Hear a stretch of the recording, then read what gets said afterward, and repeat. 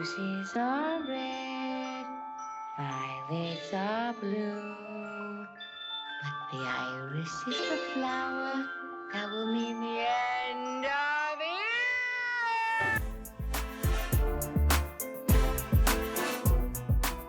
it. No, the pink goes well with the red. Like, I don't have to do my roots as much as I do when I do blue, because it kind of blends into the red a bit. And then the blue turns like gray. It gets like, so like grayish, gross looking. It looks gangrenous, and I'm like, yeah, this isn't working. So that's such a good word.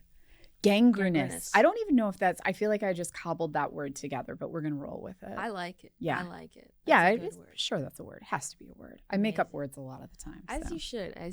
Also, I forget if you knew this. I do have a speech impediment, and my stutter has been. It was fine, and then someone was like, "Wow, you're not stuttering as much." And then of course I started stuttering more, and it's a 7-episode week, so no worries. We are struggling. I'm in a family of speech. My son has Asperger's, and so his is very flat, robotic. And so he's been to like the therapy for it, and it does okay. But yeah, anytime he's stressed out, it comes back in full.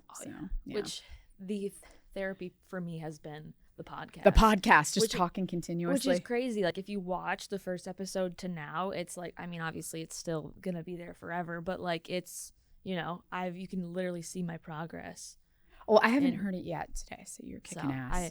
I did a little bit, but I hit it. I didn't even notice. You're doing great. I had it pretty well. But you know what? I don't hide this podcast. What's up, guys? Welcome to another episode of Katie Afraidy on the Fangoria Network. I'm your host, Katie Hettenbach, and I am so excited. We got a Fango fam here. Fango fam. Fango party right here. Fango party. The horror queen herself, Rebekah McKendry. You know, I was about to dispute that, but I'm going to kind of just say thank you. You know what? You're a queen. Thank you. You're a horror queen. You do so much in horror, and you know so much, and are just so knowledgeable about everything horror. So I'm gonna cry right here, right now. It's gonna get intense, y'all. Thank you. Thank you so much. You're so welcome. When I asked what some of your favorite movies were, you said Suspiria, which is a movie we're talking about. Why is Suspiria so? Why is it on your list? Yeah, so Suspiria I hold near and dear to my heart, so much so that it's like a patch on the jean jacket I'm wearing today. Because it's the first movie that I can remember seeing where I wanted to be on the other side of the camera. Okay. Like, I've always been a huge horror fan, ever since I was a kid. But when I was a junior in high school, I got chickenpox. And you're supposed to get that shit when you're when you're 6 years old. Yeah. And everybody's like, why do we need a chickenpox vaccine? It's because when you get it you're in 11th grade, it's really bad. And I was out of school it was almost 3 weeks. I was hospitalized at one point. I had them in my eyelids, in my throat. Like, it was real, and under my fingernails. Like, it was real intense. I was sick. And I was out of school for like 3 weeks. And every day, this is VHS years of like late 90s, my mom would go to the video store and she would come back with a stack of VHS tapes. And basically I would just tell her anything that's like musical, sci-fi, or horror, get. And so every day she would come home with a mix of titles I didn't pick out. And there was one of those days when I was super sick that she came home with Suspiria. I knew nothing about it except the tagline on the box, which was like, there's nothing, the only thing more terrifying than the last 12 minutes of this film are like the first 90 or something like that. And I was like, oh, tantalizing. And I popped it in, and I, even in my sickened state, had never seen anything like it. Like, it blew my mind. And it was the very first film that I actively recall wanting to know how it was made. Yeah. I wanted to know why it looked like it did, why the director made the choices he did.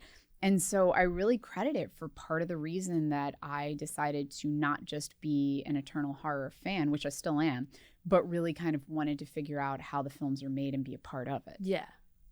That's amazing. Yeah. Dude, that's awesome. Also, who knew chicken pox would go in the back of your throat and under your fingernail? Oh, it was all fucked up. It was all fucked up. Like, I couldn't walk because I had them on the bottom of my feet. So anytime I hear somebody's like, why do we need a chicken pox vaccine? I'm like, you have no damn idea, dude. It was intense. Oh, my God. That's why. But yeah, and during that it's weird because I look back and I was so goddamn sick. But at the same time, The movies that I watched during that stretch, that was the moment, that was the 3-week stretch I saw Rocky Horror Picture Show for the first time, went on to become one of my faves. I saw Texas Chainsaw Massacre, and then just a lot of the science fiction stuff that my mom was giving me. And it's weird to say, but that 3-week time where I legit thought I was going to die and ended up hospitalized, the stuff I watched during that stretch is some of the most formative films that I have. So something weird going on with questioning my own mortality, but being forced to just watch 8 films a day because I can't do anything else.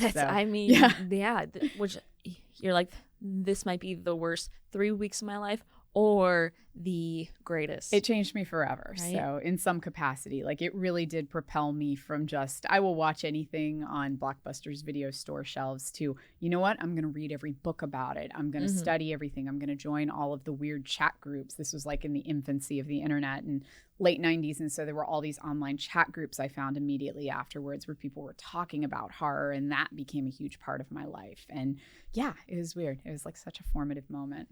I use Letterboxd. It's like my personal diary because I have to. So because we watch so much for the podcast each week, because every week on Colors of the Dark and then our Patreon show we do in between deep cuts, we watch upwards of 6 to 7 films each for that. Yeah. And so when I roll around a tape, I'm like, what the hell did I watch this week? Like, I can't even remember half the time. So it functions like my diary. Yeah, I have to every single. I have a steno notebook for every single movie, which is what I take a picture of it so I don't have to have the full notebook here. Always nice. So that I'm like, because this week alone I've watched 7+ movies, which is awesome. It's like a champagne problem. It's great, but it's also like, wait, which one had the chainsaw? Yeah, I'm like, we were talking about Happy Death Day. Happy Death Day. Yeah, and I got the first movie and the second movie mixed up because I'm just so brain dead that I just went up to my friend and I was like, "You're gay." She's like, "What?" And I was like, "That's not in the first movie. You don't know what I'm talking about." Oh my God. Now I mean, I'm so sorry. I'm so sorry. Brain rot. There's moments of it in the first movie, but not quite as extreme as the second. So, I was like, oopsies. And then I showed her the scene. She was like, "I get it." And I'm like, Happy Pride, everyone! Pride Month episode. But the second time I watched it, I feel like I appreciated it more. The score. Oh my God. This was such an amazing score. And it was kind of a trend of the time. So Dario Argento was part of this group of filmmakers that were doing this trend of movies called giallo films. And they were like Italian murder mysteries, really horror oriented because they're all really brutal. But they were all highly, highly stylized. And he had made a couple of them before this. He did Bird with a Crystal Plumage and Four Flies on Grey Velvet. And there was a lot of formula that went into these giallo films, but one of the things that they all have is this really wild score. Yeah. And they also have really stylized shooting. And so he brought these to Suspiria, which I will say there is a huge online debate about whether or not Suspiria is a giallo film because he kind of ported over all of these traits of the giallo films, like using black gloves, the score, the way that even the plot is structured. It has a lot of tropes of giallo films, but ultimately it's a witch and a supernatural. And I don't know, honestly, the mythology of it's kind of murky. Yeah. That's okay. They are in a lot of the Italian films. The mythology is not quite as much a focal point as the visuals and how each scene and murder set piece is set up. But yeah, so there's kind of this debate of, is it a giallo or not a giallo? But the biggest thing is the score, that it does have this bombastic score that is screaming at you the whole time. And honestly, kind of telegraphs, they scream witch in the score within, it's like minute 7. Yeah. And so there's no question what's about to happen or, where we're going with this. But it's so damn bold and how it transitions within seconds from being this kind of very kind of peaceful child piano lullaby, and then they bring in this guy singing la la la la, and then it goes like full drums and out of nowhere. It's wild, and they're just, it's so jarring. But the theme, I have a playlist for like spooky season, and sometimes I'll play it and Suspiria is on it, and I don't realize I just kind of have them all like play and I don't, check what it is. And I was like, oh, this is a Suspiria theme. Oh, yeah. I love this. I was like, I love this song. No, I love this song. Great. This is so good when I like am shopping at TJ Maxx and I'm like, oh, just chilling. Got this playing in my head. It's good stuff. It's good. No, they did a live. So it's Goblin doing the score, Yeah. who was led by this amazing composer Claudio Simonetti, and they a couple of years ago, as part of Beyond Fest here in LA, they played the movie with them playing a live score. Oh my god! And it was like epic. And then they did that for a couple of Argento films with the same group playing it. It was an amazing experience. That's amazing. Mm-hmm. It's like beautiful but also jarring, and it's the Jurassic Park theme song basically. But like where they play it like 45 times throughout the movie. I was like, okay. I'm like, they're getting their money's worth, which is great. I love it. I just was like, okay, again. I was like, nope, we're not going to like remix it. Nope. Again. No, you get this again. Nope, I love it. I love it. I was like, more. Do you know what? Just play it throughout the whole movie. It's great. Just play it really slow. And there are those parts where it brings it down a little bit. Like anytime Susie Banyan's creeping about the dormitory and things like that. Like they bring it down just a little bit. But yeah, it's so bombastic. I show the first 20 minutes of this film in my intro to production class at USC. Very first class that the film students take when they get to very first graduate class that they take when they get to USC. And I do that because those first 20 minutes call attention to every element of filmmaking. It's just like it's throwing it all at you with the colors, how it's shot, the acting feels off, and we can talk about that in a second why that is. The score is screaming at you, just every single element, like what I call the director's toolbox, like all of the different elements that you can control on a film. They're just all going haywire at once. And it lets the students kind of not usually, but a lot of times when you're watching a film, the whole point is to forget that you're watching a film. So those elements are kind of crafted to kind of blend, to feel like you're becoming part of a world, and then you forget that these are the elements of the world. Which is how you kind of lose yourself in a movie. Yeah. Suspiria doesn't do that. Suspiria spends the whole time calling attention to the fact that it is this kind of artificial creation. Yeah.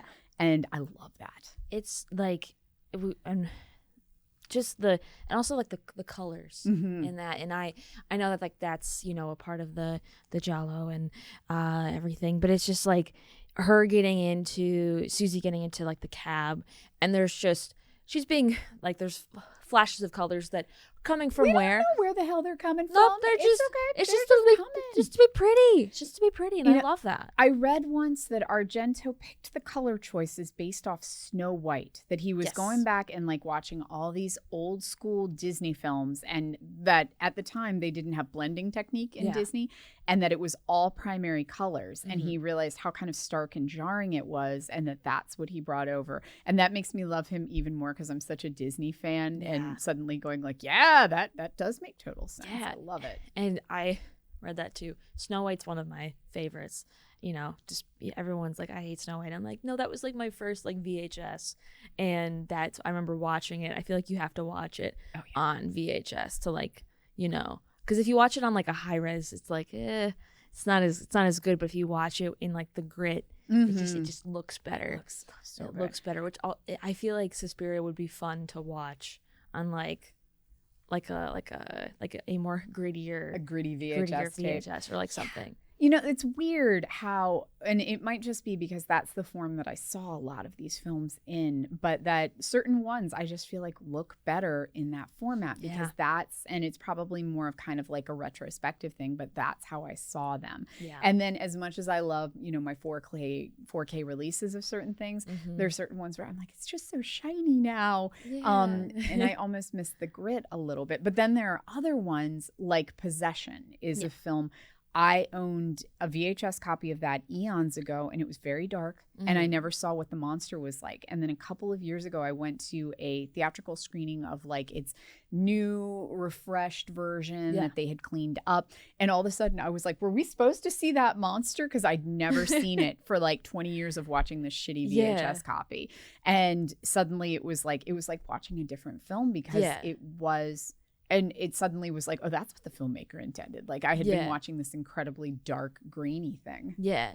So in watching that, do you prefer for the possession to watch like the VHS version or to see it in 4K? That one I liked in the new shiny Okay. version because you got to see the monster, Got it. because you got to see this beautifully crafted thing that I think it was Carlo Rambaldi did. Mhm. And it was that one I was like, holy shit, that monster's amazing. And I'd never seen it. I just saw some lumpy thing kind of squirming around. And you're like, it I was don't know, like, that's creepy. I yeah, don't like I don't it. know what's going on, but it was like creepier when I saw what it was actually like Yeah. doing. And yeah, it definitely changed my scope of the movie and made me love it even more. That's amazing. We'll talk about the acting now because I read this and I read a bunch of fun facts because I watched the movie and I was like, I don't know what I just watched again. Like I watched again. This is my second time watching it. I was like, I don't know what I just watched, so I'm gonna like watch YouTube videos and have people explain it. And then I was like, oh, I get it now. Okay. And then I went back and kind of like pick and chose scenes to watch and whatnot. The fact that this movie was supposed to be with actors who were like 11 to 14. And then they were like, no, we can't do this with kids. Yeah. We're going to, which you can do it with kids. People just don't want to watch kids die. Oh, yeah. Which, fair, but also. And do Argento it. did do one with kids, Creepers with Jennifer Connelly. I mean, Mhm. she's like super young in that. Really? Okay. But this one is extreme. Yeah. I feel like this one would have been a lot harder to do with kids. And Yeah. because they're the main, I mean, Jennifer Connelly is the main protagonist of Creepers, but it definitely feels like a much different movie than Yeah. this. And this one does feel so extreme. Yeah, the acting, I always think that the dub is part of it because Yeah. there are people on set kind of phonetically saying the script, and then it's such kind of an uncanny valley of disconnect where you've got somebody on set kind of phonetically stating the script, and then somebody else is then reading over top of it in English trying to match their lip movements. Mhm. And even though in theory we should all be emoting on the same parts of the sentence, this is the word that punches the most, Yeah. there's a disconnect happening where one person's minor inflection is different on one word, and so we're seeing that. So Yeah. it's just slight differences. But at the same time, I mean, Argento was definitely trying to push the acting a little bit wild and unhinged at this point. Like the one where, S is Sarah is for snake. And then they stick their tongues out at each other for like 10 seconds. It's like so weird and awkward, and kids don't act like that. It was just kind of, it felt unusual. So there is kind of a weird acting style that goes with a lot of this. Yeah, that was one of my favorite things because I write specific, like, not like when I take notes, it's more like things that jump out at me and are quirky or weird or something that like is super specific that no one else would. But the tongue thing, like the I was just, it's so funny. I was like, this is great. I don't know what's happening, but I was like, this is very, and it makes sense why they are supposed to be little kids, and then but you're adults acting like this, or young adults, but still, like, you wouldn't do that, but also you might. You might. And I love Jessica Harper in this movie. Yeah, Like oh my she God, stunning. she just had like a string of some of my favorite movies in the 70s, going from like Phantom of the Paradise to this to she did the Rocky Horror sequel Shock Treatment. Oh my God, And she yeah. plays Janet. She's amazing. She's just awesome. And so I borderline like Shock Treatment more than the original Rocky Horror. Interesting. And so she just was glowing during this whole time period. Absolutely stunning, glowing. Mm-hmm. We love it.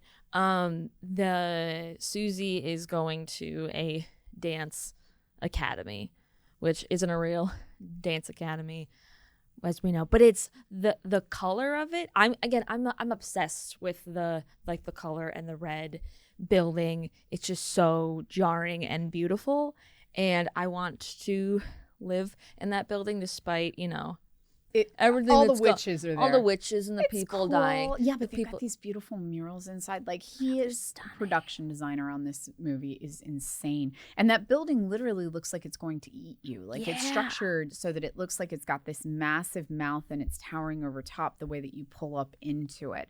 And so it just looks amazing to begin with. But the amount of detail that it gets in, and it's like little things that you don't even realize that, you know, people don't usually kind of tweak as much in a normal, I'll put in quotes, in other movies. Yeah. Things like the elevator, the way that the elevator has these like 3 panels that light up as it's moving floors, or the wallpaper in the bathroom, the wallpaper in a lot of the scenes. Like, it's just so distinctive, and how every bit of trim work, and it's just so elaborate the way that the production design works. It's so detailed. It's so detailed and just stunning. Even the in the end, the final scene where they have the peacock with the plumage, the quills, and you're like, well, that's kind of a reference to your other film. Yep. And you're like, oh, look at that. Look again.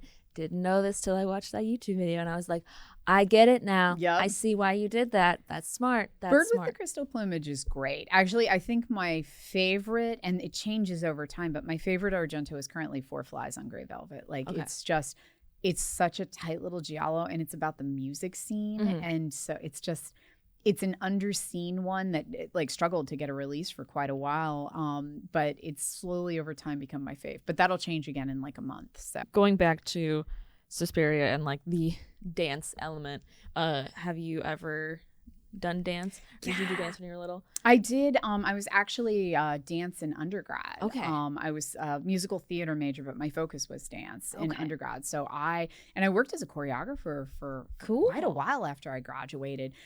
So yeah, I came from a really strong dance background. I was a cheerleader for a stretch. So yeah, anything that was kind of like smiling and moving. I was never good at ballet. That was always the one that I sucked at. Because I'm not graceful, and I'm only 5'2", and I'm not slender, and you know, there was no like frailty and control with me. Yeah, I was really into tap or jazz because it's all about That's like fun. Pushing things into the ground and shaking your hips around, and that was definitely more my jam. But I love dance. I still do. It's mostly done in my kitchen at 10 p.m. while I'm putting cheese in my face now. As you should. But that said, I'm still tap dancing the whole time. So, but that element always connected with me. Like, I love dance movies. Yeah. I have some crazy ambition someday to make like my version of like a Step Up film or things like that. Like, I love dance musicals so much. Not an easy sell right now. No. Especially not in the horror space. Nobody wants horror musicals. I'm gunning for it eventually. But yeah, but that was definitely when I watched this originally, that was one of the things that kind of struck me, because I was a dancer at the time, was like, holy shit, dance horror. And we don't have a lot. And if we do, they all kind of seem to harken back to Suspiria. I mean, we have like Audition, Black Swan, but even some of the more contemporary ones that I would say bridge into ballet, like they all seem to be winking at Suspiria. Yeah. Oh yeah. The dance sequences were, I mean, fun, but I also am like, you know, I come from a sports family as well. So whenever I see, you know, you're in a movie and you're, you know, shooting hoops, or you're, you know, playing basketball, I'm like, they clearly took sports movement classes and don't actually know how to play. But these people are like pretty good. Yeah, pretty good. Yeah. That's my husband's a drummer, and that's like his favorite. Anytime we see a band in the movie, he's like, that drummer's not really playing. Those aren't you don't know what you're doing. So like, he's so frustrated by it. You could have hired a real drummer. But yeah, in this one, there's only a couple of dance sequences, but there's the one where she's like kind of going exhausted across the floor. Yeah. And it tracks because she's exhausted. Yeah. So that one definitely worked. But yeah. There's another giallo film that is dance-based called, what is the name of it? I can't even remember. It's a Fulci one. Something rock. It's like slash rock or dance rock, slash rock, something like that. I'll have to remember the name in a sec. I'll remember it as soon as I stop talking about it. But that one's jazzercise based. Love it. And it is so fun. That one, it feels like a jazzercise class. It's kind of epic. That one's from a little bit later in the 80s. Okay. But yeah. So fun. That's so fun. We need more dance horror films. Yeah. Like, I don't care what it is.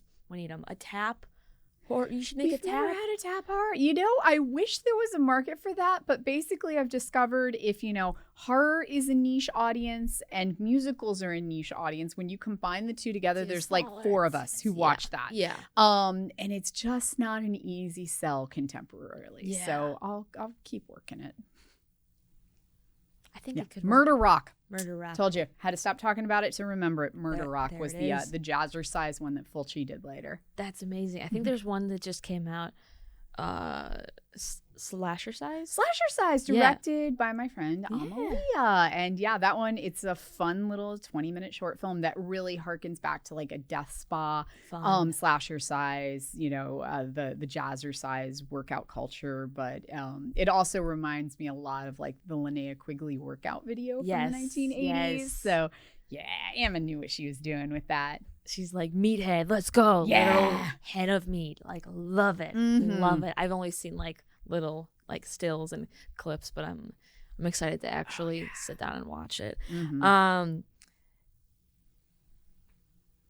Thank you so much. The opening kill, I think that was, you know, hands down the best kill of the movie, because there were a lot of there were a decent amount of kills, all predominantly women, because it's, you know, there's mostly women. I think there's one guy. I think there's might be because the dog attacks. The dog attacks, and then there's the butler. The butler in the end with the teeth, who looks like the classic like 1930s like Frankenstein, like Karloffy. Yeah. No, the opening kill is so good, and even though that now, I mean, I'm sure that I felt the same way then. I watch it and I'm like, that heart looks fake, but you're seeing this beating heart up close, and the blood looks like poster paint, like it's orange, which was kind of common in a lot of the giallo films and the Italian films of the time period. So it tracks, but it's frothing. And so there's so much about it that is calling it out as an artifice, but it is still so effective. I actually had a student pass out while we were screening this in class once. Really? Has not stopped me from showing it, but it was probably about 8 years ago. I was screening it in one of my college classes, and it got to that part, and I see this student in the front row just kind of slump over. And I'm immediately like, oh God, what's happening? And she had passed out. Like, I had to call campus EMTs to come make sure she was okay. And she was just really affected by it. And like, for a normal college class, in my horror class, I pull no punches. I show everything. But for a normal college class, I would never walk in and be like, and today we're watching Cannibal Holocaust. Because I assume that a lot of the students and people in society are not necessarily mentally equipped for some of the stuff that I watch day to day. But I never viewed that opening scene of Suspiria as being quite that extreme, because it does look so over the top fake. But yeah, it punches, and it's so well done with the shard bifurcating that girl's face at the end. Like, there's just so much. How the biggest thing that I talk about is that it is death is art. That like the deaths themselves create the art of how everything is splayed out, how the blood is moving across the floor. It is really kind of this treating your screen like a painting, the frame like a painting, but you're showing a death scene. And it is just the art of the murder set piece. And it's stunning, and it's like that image is so iconic that, I don't know, you probably have seen this booth at a horror con. Some artist has clocks that are the glass, and then the girl hanging down with the blood. And I was like, oh, that's from Suspiria. I don't remember that. And then I was like, oh, I see that there's the clock. Oh yeah, that's clever. I like what she did there. Yeah, it's so jarring, but it also, I love that, you know, as she's getting stabbed, that it just looks like a crew member just off screen, kind of just. Splatter. Let me just stab you from off, because you never see, you know, the person who's stabbing her. You just get that black glove. And and then she's like randomly in a different location, like as she's being stabbed, because she's in her room, and then she makes it outside to get stabbed. Like, I think but you're like, supposed where to assume outside? Yeah, and this is why I say I don't really get into the mythology a lot, because it's flying, and then when it first pulls her through the window, it's a hairy hand, but it's got cat eyes, and then she's being stabbed by a black gloved hand. Again, mythology, and that's how I feel about a lot of these Italian films, especially if we look at something like the Fulci Beyond series or things like that. If you think too hard, it falls apart. Yes. And so I always think that they're kind of created with dream logic or nightmare logic. Yeah. Oh, 100%. Where, like, don't think too hard. There's a lot of strings here. You don't want to pull on those strings, but just go with it, and it's great. This is one big nightmare, and it's with, like, again, you add the colors, you add the music, you add like the weird, like, okay, things don't really quite add up, but like and it just makes it more jarring, just throughout the whole. And then you have, Susie Banyan. Yeah. She's now has moved into this, with all the girls to dance, and she's brushing her hair. The maggot scene.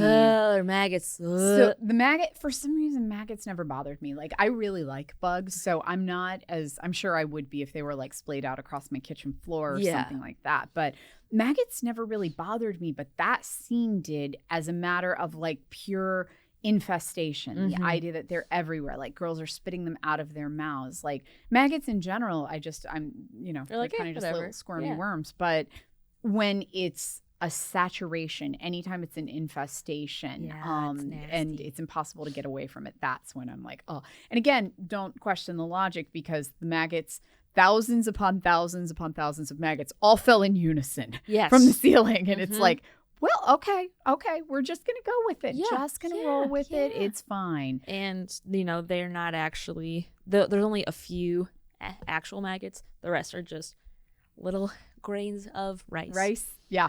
Which is great. I love that. I was like, oh, yeah. I like that they're not really moving. Yeah. I like that they actually used maggots. Mealworms get used a lot for maggots, and they don't look like maggots. And I'm like, that's not a maggot. They don't have legs. But yeah, it works. The rice works. It's so simple, well. And like, even with the again, we're jumping around, but the barbed wire scene, like, that's not barbed wire. We can clearly tell, but when you see it for the first time, you don't notice that there aren't spikes on it. Yeah. And you're like, she's getting cut up by something. Well, plus we don't question the fact that the witches have literally a room of barbed wire. Like, this is the room we keep our razor wire in, y'all. We've got the dance room, we've got the dormitory. That's the razor wire room. Yeah, you don't want to go in there. So it just, you kind of have to get past that. But then, goddamn, when she comes back at the end, after Helena Marcos reanimates her at the end, and she comes back, and the sound that she makes, it's obviously dubbed, but it is just this, it's like so guttural and demonic. Yes. It's so, and the laughter, like, that is what makes that scene terrifying for me, is that laughter that goes along with it. Like, I can't even describe how just guttural and inhumane it is. And it's so good. That's what scared the crap out of me when I was a kid, was that scene where she comes back. It's super creepy. There's a bunch of like weird little creepy side characters, like the little boy. The little Albert. Albert, why are you wearing that outfit, Albert? No, he's special. He's special. He's the little kid who hangs out in the kitchen. I'm going to kick you in the face, Albert. Get away from me. Stop looking at me. You creeper. And he's just the dog got it. The dog totally understood. I mean, the dog sensed something. But the dog also, like, you have the blind pianist who gets laid off, and they're like, get out of here, and then they're like, hey, you're gonna walk again, dream logic, the biggest emptiest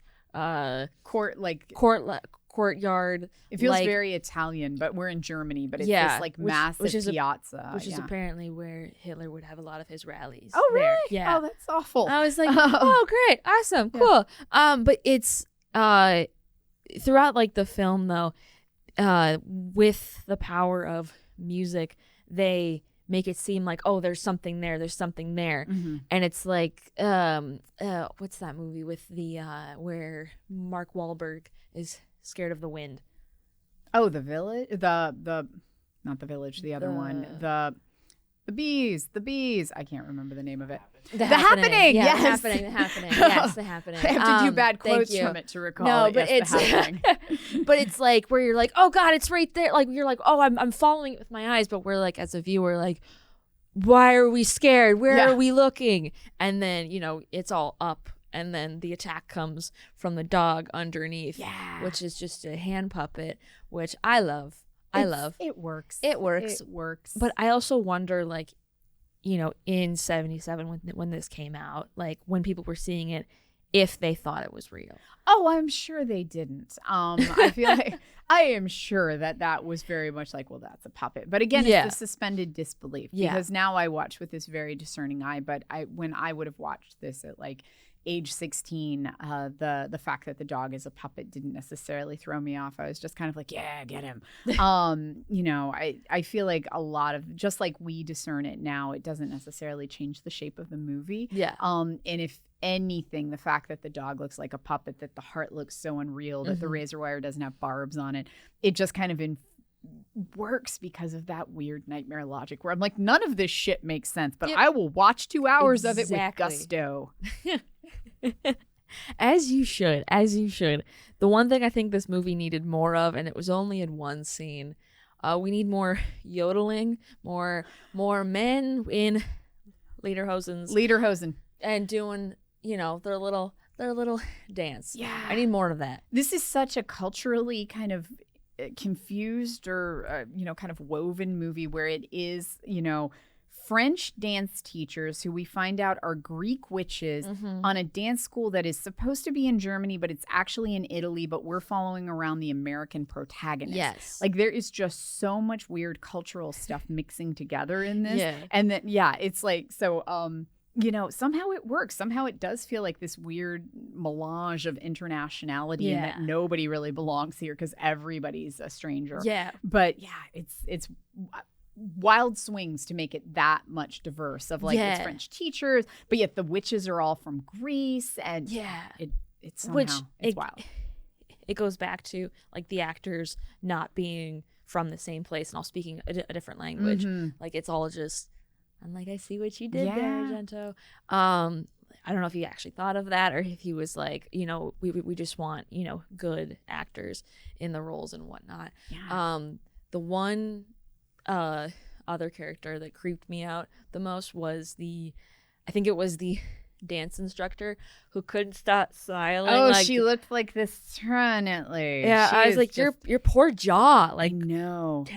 Tension and the hair pulling her back, like she's gonna have that. You ever pull your bun or ponytail back too tight and you get like a headache by midday? Yeah, you gotta loosen that shit, hon. Girl. You're gonna be in pain by end of day. Yeah. I was like, your jaw's gotta hurt, your head's gotta hurt.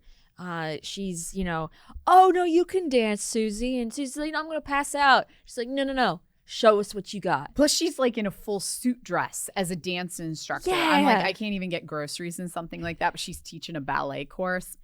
Also, it is hot. I'm like, that looks warm. It's stiff. It's was the trench pull from Matilda.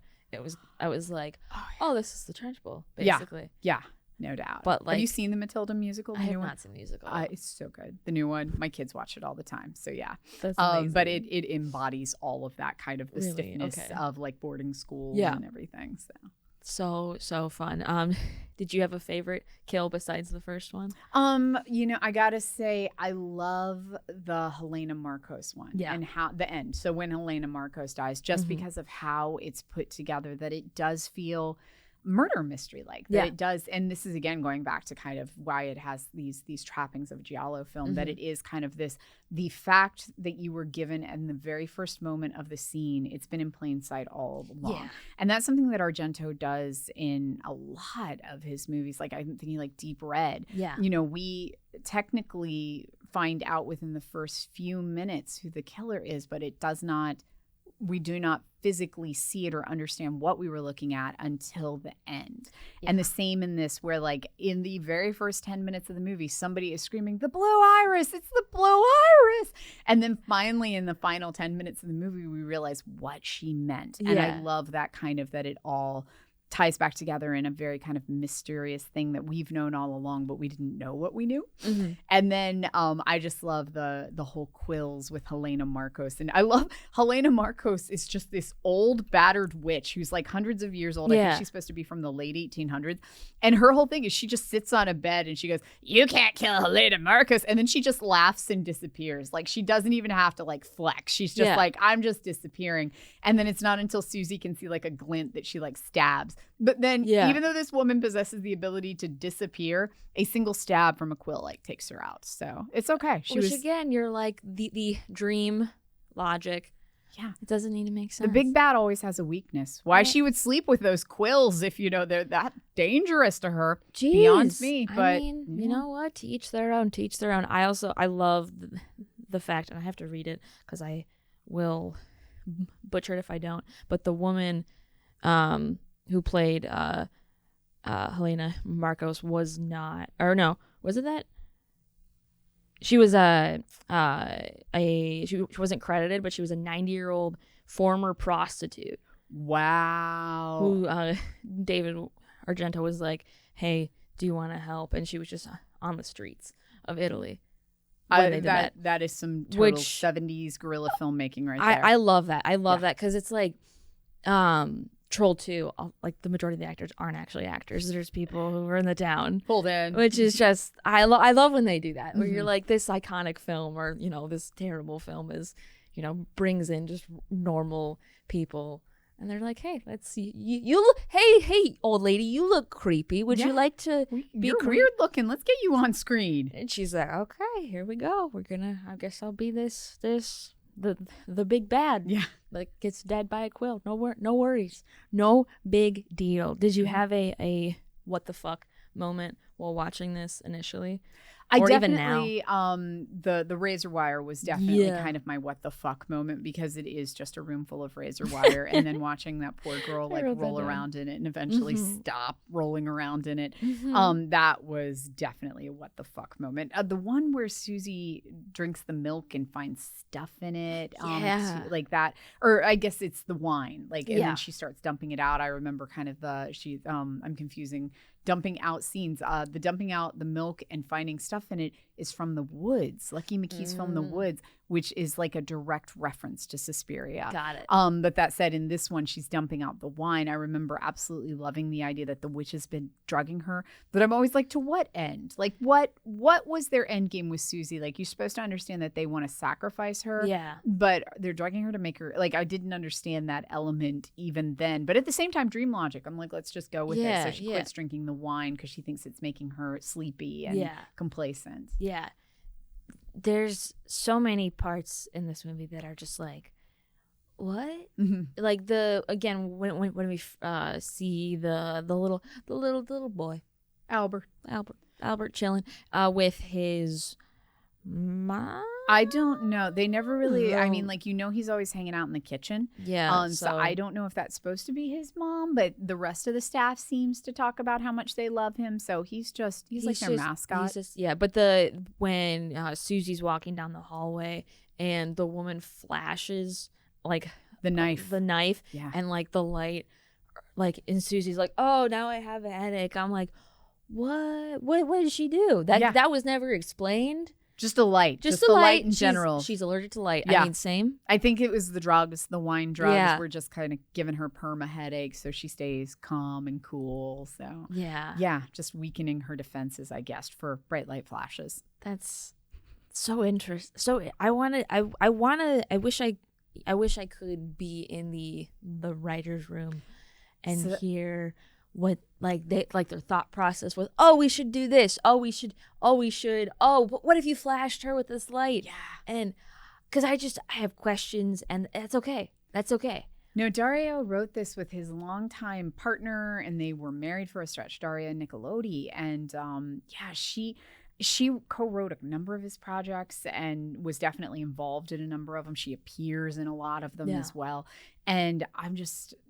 like his creation. I actually, there was a documentary, Panico, that I watched recently. And then I've also read a couple of books on him. And his process is he basically goes and holds himself up in a hotel room and like does not leave until he finishes the script. Wow. And I can't write like that. Like that's like Bender level of like writing where you're just like, and you'll finish. I know people who do it in Hollywood that like they will go lock themselves in a room. They will get room service. They will finish a screenplay in 4 days. But then you emerge and it's like, you know, you've been on a bender and you now have a first draft, which is always the hardest part is the first draft. Once you have that sand in the sandbox, it's easier to kind of mold it. Yeah.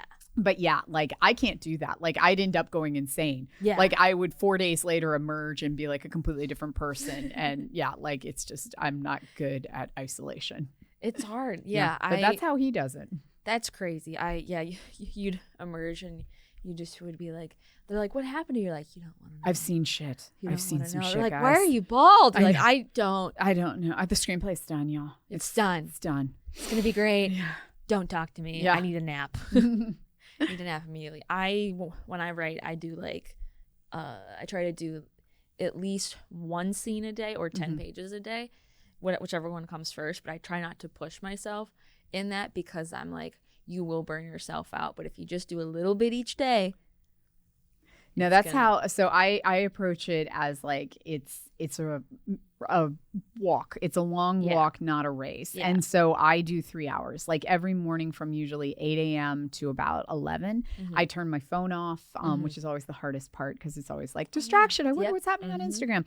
But for those 3 hours, because I co-write with my husband, we turn off everything.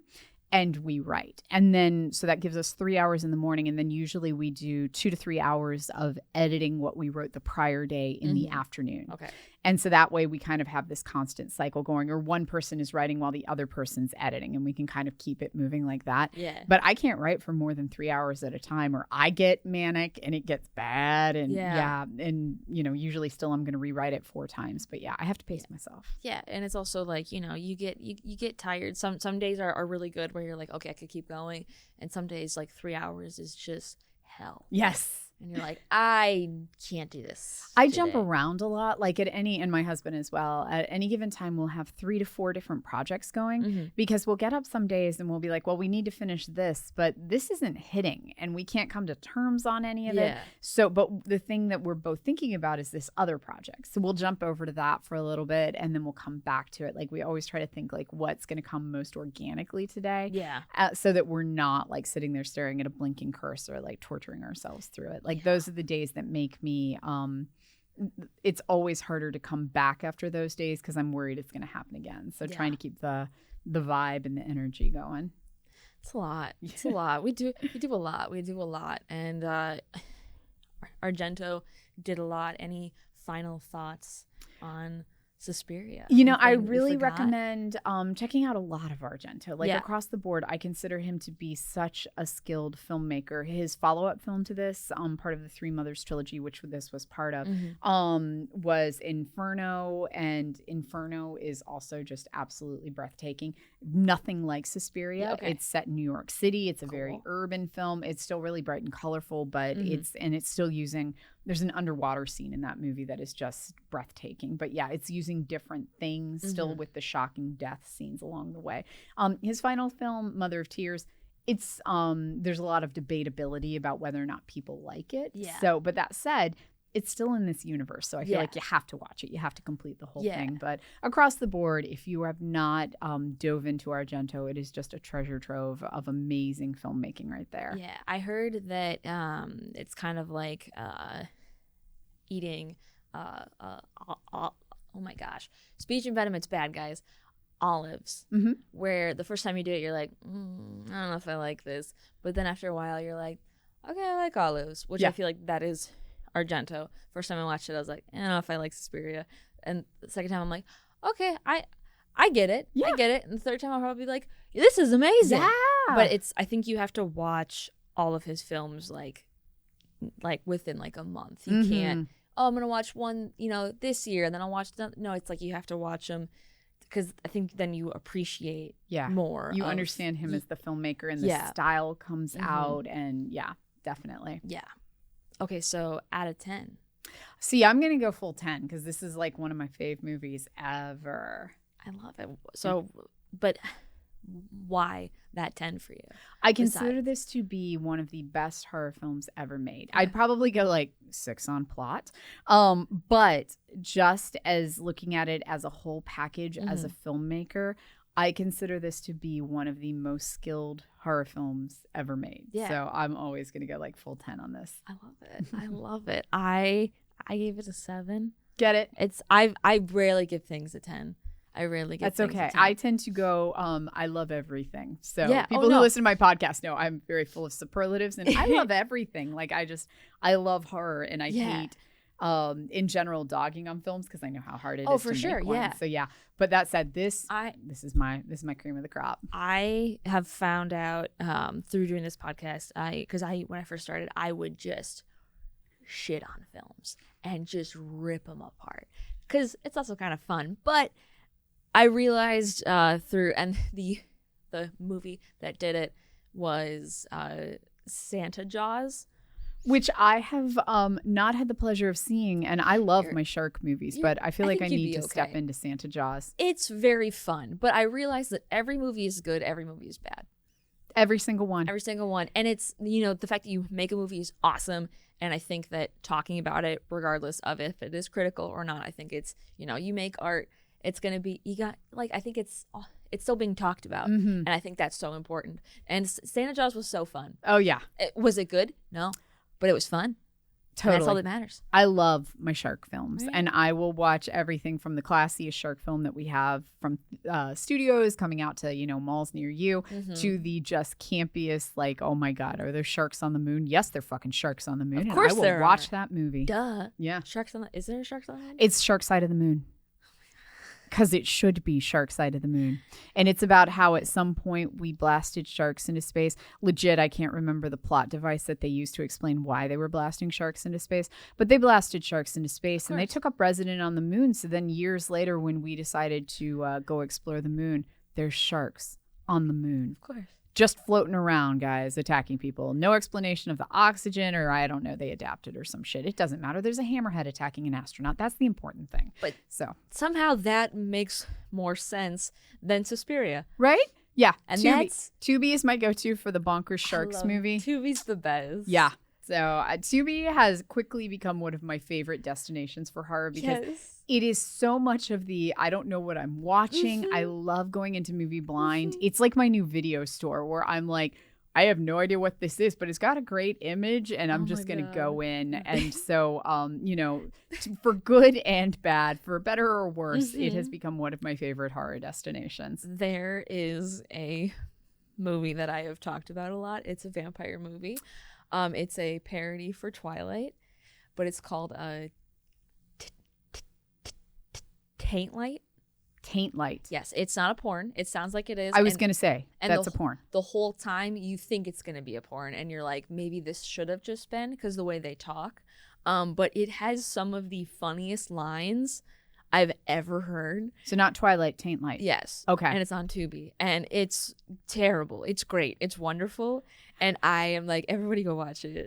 Everybody go watch it. They're on IMDb, one of the reviews is like, this is just classic Chris Seaver, who's the director, because he's made like 15 films with his friends. It's like I know that name. Now I feel like I've seen other things he has done. He makes these parody films with his friends, and it's just obscure. It's weird. It's great. It's not good. It's wonderful. Okay. And I love it. It's one of those films where you're like, am I in the mood to like laugh at how poorly this is made? Yes. And it's like they'll be in a high school and they're the only 2 people in the class. And you can clearly tell. I'm like, you couldn't just put a crew, just make it look like there's like 3 of them in there. They probably only had a 3-person crew. Yeah, I was like, I love it. It's so good. It's so good, and it's not, but it's great. Okay, So, that was a hard sell on Taint Life, so I feel compelled Taint to go Light, check this out now. It's everybody go watch Taint Light and tell me what you think. Again, the whole time I was watching it, I was like, is this a porn? Is it gonna go there? Yeah. I was like, at this point, I'm like, I think it should it should. Because it gets weird. When you watch it, let me know, and then okay, hit me up, be like, yeah, it should have been a porn. But on that note, thank you so much for being on the podcast. Oh my gosh, thank you so much for inviting me. This And I was get to talk about awesome. my favorite film, and this was just awesome. Dude, Thank you so much, of Katie. course. And this is where you promote yourself, plug your stuff. Yeah, Where can they I'm find you? on all the socials, so you can find me there. My podcast through Fangoria is Colors of the Dark, same network. Heck yeah. Go Fangoria. And you can always check out my movies, Go Glorious. That one's definitely kind of the most me out of the ones I've done. And then I have a book coming out You do? in 2025, Pretty Evil, which is a YA horror series from Simon & Schuster. It's like That's Evil Dead amazing. for a 16-year-old girl. Yeah, and it's the first book. Fun. We have a couple coming, so yeah, That's I'm excited. amazing. Yeah, so that one will be out next year. Oh, Yeah, I can't wait to read it. thank you. can't wait Yeah, to me read too. I feel like You're like, wrote I it- haven't. I didn't write any of it. I had someone else. No, I my don't know. husband and I wrote it the last year of the pandemic. Oh my God. And then I look now and I'm like, it feels like it was 2 years ago. Yeah. But it's a graphic novel and art. Tim Cool. Seeley, amazing artist, is doing our art for it. And the art takes a really long time when you're like Yeah. illustrating a whole book. Yeah. So I look at it, I'm like, I feel like I wrote that another lifetime ago, Yeah. but it hasn't come out yet. So we're getting there. And then we're working on another one right now that the publisher already gave us the release date for. It hasn't been announced yet, but it doesn't come out till 2027. Oh and my I'm God. like, is my kid still in school then? I feel like I've died at that point. Yeah, So you're like, yeah. I can't think Um, past like yeah. this year. It That seems doesn't. so far away. Oh But my yeah, but God. we're working on it right now. So yeah. But I've been enjoying writing comics. It's been a really fun place to work. So I hope to do more. And I have a comic coming out through Dark Horse Oh, in yeah. November. I completely forgot about that. And I shouldn't because it's awesome. I love it. It just awesome experience writing that one. So yeah, Barstow comes out from Dark Horse Comics in November. So Wow, yeah, look at you. horror comic. Fun. Look at you. Yeah. When you're like, I don't know about horror queen. Okay, shut up. You're doing. Queen's a lofty title. Like I still Own have, it. Own I it. have goals. I still got it. I'm working towards, You- but I will own it for now. I'll you are take horror it. queen. I'll take it. Thank You're- you so much. Dude, your brain and the way you can go back and be like, oh, this is this film and this is this film and da-da-da-da. Like it's so fascinating when people are able to do that.